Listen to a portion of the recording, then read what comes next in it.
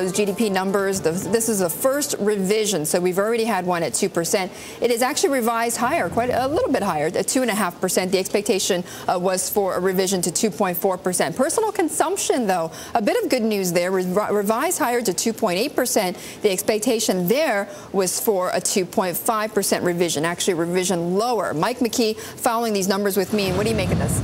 Well, actually, this is much better than we expected, because a lot of categories that economists thought might come in a bit lower came in higher. You've already mentioned personal consumption.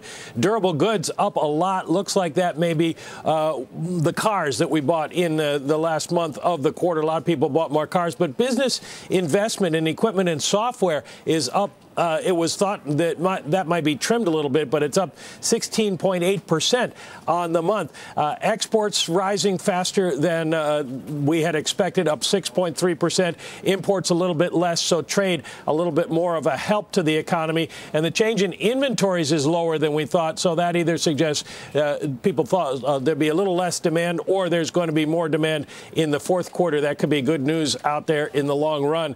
And then we look at the price index, because everybody wants to know whether the Fed is going to see deflation in these numbers. It's up just the same rate as it has been, the core rate up 0.8%, so no change there. We're also looking for the corporate profits for the quarter increased 2.8%. That's the lowest since the recession. That part, Betty, not particularly good news. It's something that is going to affect the outlook for Wall Street a little bit.